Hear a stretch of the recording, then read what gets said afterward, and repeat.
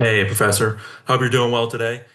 Today, I am going to be presenting my Victorian era presentation about how Charles Dickens was essential to the Victorian era, and I will be looking at this through his work in A Tale of Two Cities.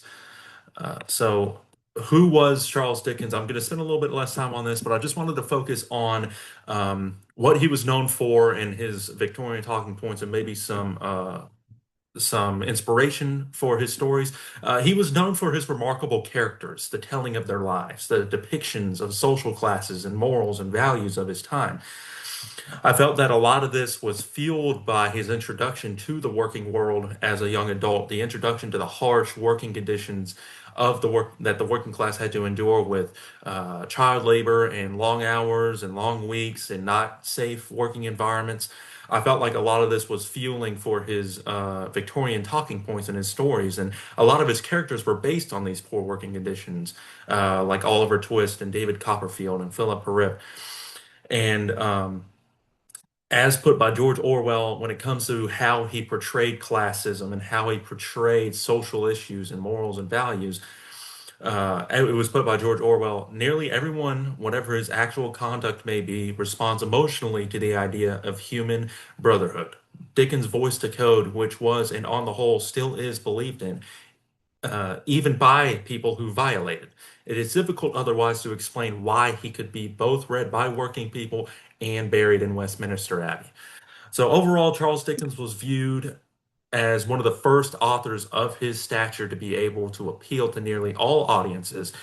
With the increase of education and literacy of the time, more and more people were able to comprehend his works that encapsulated the human experience of nearly everybody, regardless of social class. So, how did this necessarily tie into A Tale of Two Cities? Well, to begin with, A Tale of Two Cities does not have a main character that is at the center of the story. We're kind of moving away from that we were reading a lot in the Romantic era, and now in the Victorian era, it's a lot, it's many characters in the story that have their own unique experiences and traits and represent a lot of different social classes and a lot of different scenarios, but they're all constantly interacting with each other here. Some are interacting there, and then some will interact again later from both of those settings.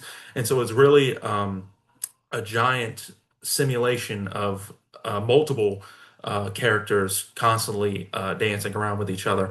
It was also a battle of the rich versus the poor in England and France, and the classism that we were seeing and what was brought with it through the oppression and through the just the ruling and everything.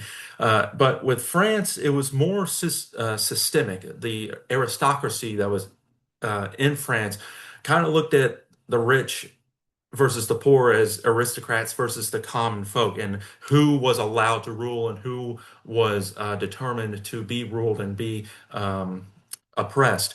And so those who were in power, the aristocrats, relished in it. The classism was the fueling of the rest of the French Revolution, but the rich were very, and the aristocrats relished in their power. Here from chapter 15, this is between Charles Darnay and his uncle, the Marquis.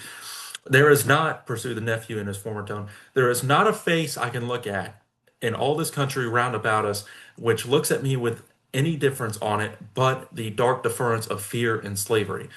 A compliment, said the Marquis, to the grandeur of the family, merited by the manner in which the family has sustained its grandeur. Ha! And he took another gentle pinch of snuff and lightly crossed his legs.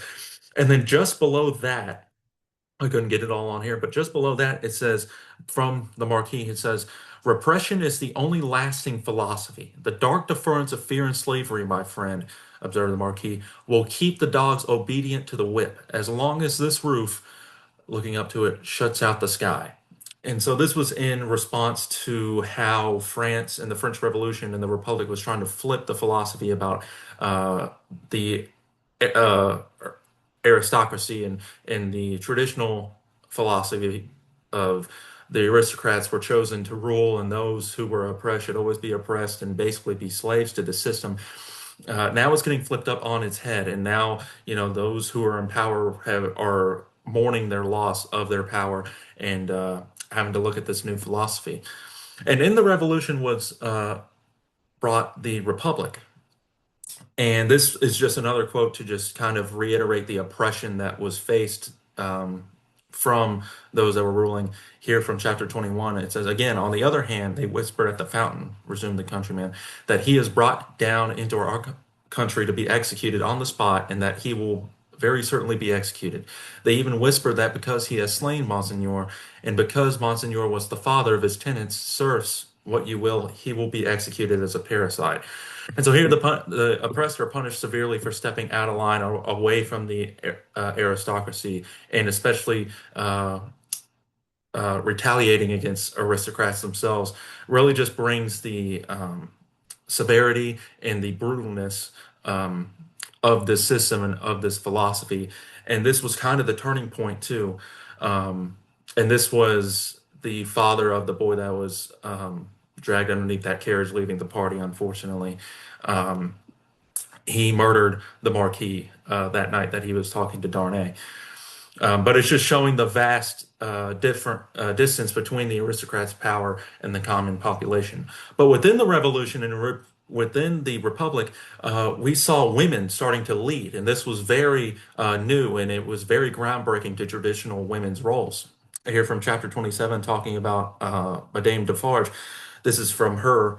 To me, women, cried Madame, his wife, what? We can kill as well as the men when the place is taken. And to her, with a shrill, thirsty cry, trooping women variously armed, but all armed, age and hunger and revenge. So this was just traditional roles of women in literature being challenged as Madame Defarge takes charge in the revolution for her district. And so that was another Victorian talking point that was kind of addressed and expressed in this story. So in conclusion, Charles Dickens uses his experience from, or used his experience from the working world, witnessing the harsh working conditions of child labor, long hours and long weeks to construct his story and critique society as he knew it. His characters had their own unique backgrounds and stories that all contribute to the main plot of the story, as well as representing both the wealthy and the poor working man of these systems in England and France. The classism between the rich and the poor contribute to the uneven wealthiness of the two countries and cities that were in England and France and still are in England and France. This all leading to the French Revolution, which harbored leading women, which was unusual of the time in literature roles. So here are my sources from the Literature Network and the Tale of Two Cities in chapters 15, 21, and 27. And my About Charles Dickens page was pulled from the biography of Charles Dickens on the Literature Network. So thank you very much.